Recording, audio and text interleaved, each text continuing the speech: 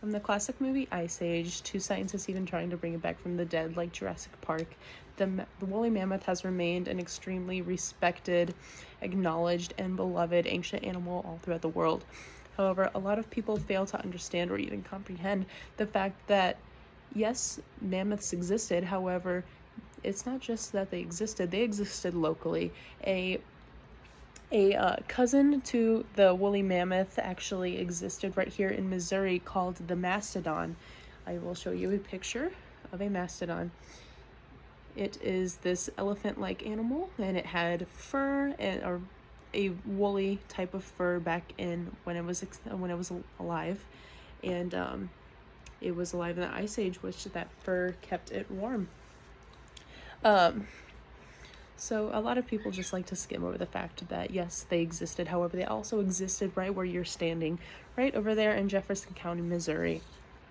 And me being a ambitious young adult with an insane love for osteological artifacts and my collection of biological remains over there, my study coincides directly with what Mastodon State Park is trying to achieve, which is the fact that, yes, fossils are beautiful. However, they are also used for education. They're used to just provoke that interest and in like what life was like prior to today, and how does that play into what is going on today, or what animals we have today, all of the above. And teaching people about archaeology, paleontology, and anthropology not only may spark an interest in people and children that they didn't know they had before, such as the case with me, it also has the ability to enrich education, like I had said previously, in such a way that branches out from just the basic organelles and cells and mitochondria. It also allows people to envision how life was like back in the days of the mastodons. Believe it or not, we ancient humans existed back in that time. I will get to it later. However, it allows the listeners and readers and the people who are experiencing this Mastodon State Park for the first time, it allows them to obtain a deeper perspective of life today and life back in the day. And it really entices an appreciation for nature and change, and overall the concept of growth and how ecosystems have changed, how human life has changed, and just that entire timeline. It really creates an appreciation for that. And overall, the Mastodon State Park is an extremely educational and important site that I feel like everybody should get the chance to go see and experience. It has a lot to offer besides education as well. And places such as hiking and other fun activities. But the main idea of the Mastodon State Park is to really enforce the fact that education can be fun, education can be interesting, and it does that by teaching people and children alike how mastodons and humans coexisted back in ancient times. And as you can assume, archaeology plays an enormous role in the history education over there at Mastodon State Park. For example, according to the Mastodon State Park website, in 1839, a man by the name of Albert C. Koch got a report from a local in what is now Jefferson County, Missouri, that they had found multiple very large, enormous bones that ended up being mastodon bones.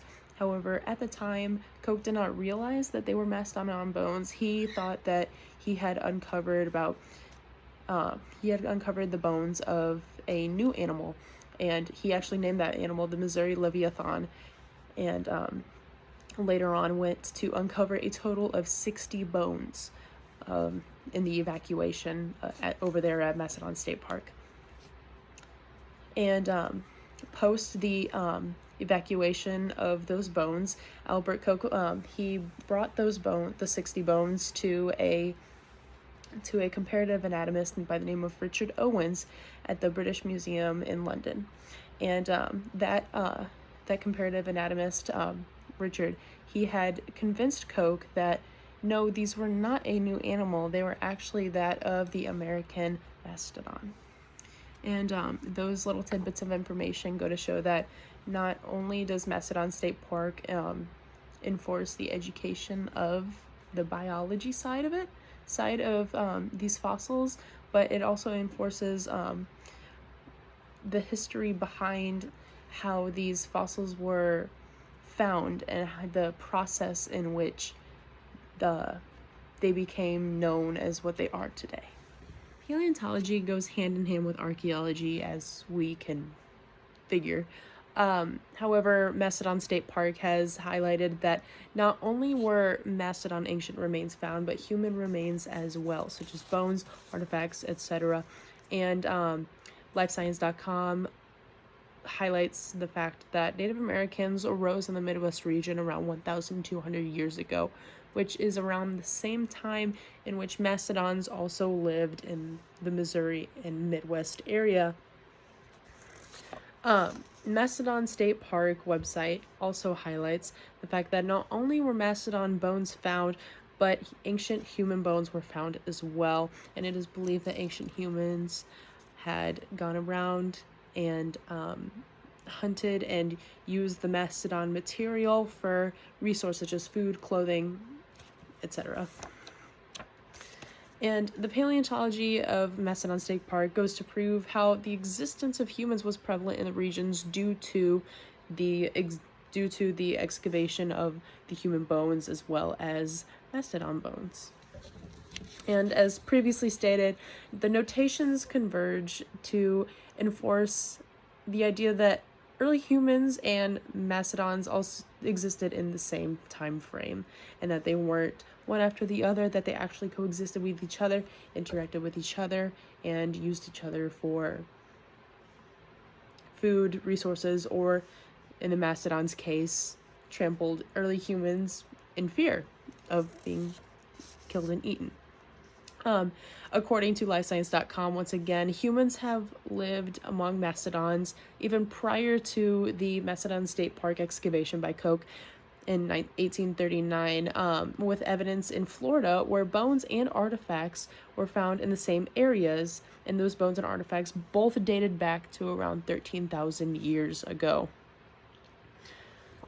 And Mastodon State Park enforces this in its claims that an arrowhead-like structure called a clovis, which I will show you a picture of right here. This arrowhead like structure, a clovis, see how it's extremely long to penetrate the thick skin and wool of a mammoth. It was used to kill mastodons. Forgive me, I said mammoth, I meant mastodon. It was used to kill mastodons and for their resources, like I had said before, like for food, tools, clothing, shelter, anything of that sort that they could use, they used. So because of these findings, such as the human bones next to the mastodon bones and the clovis, the theory that early humans and mastodons coexisted in the Midwest remains evident to an extreme. And to wrap this up, paleontology and archaeology that coincides with the Mastodon State Park provides evidence that the coexistence of early Missouri humans and mastodons existed in the Midwest, and that remains constant throughout the entire United States, as we had seen with the humans and mastodon uncoverings in Florida. Therefore, this concrete evidence that mastodons in our hometown is, as Missourians, doesn't quite make Jurassic Park or the Ice Age movie seem that unrealistic when it is once put into perspective by the education of the Mastodon State Park.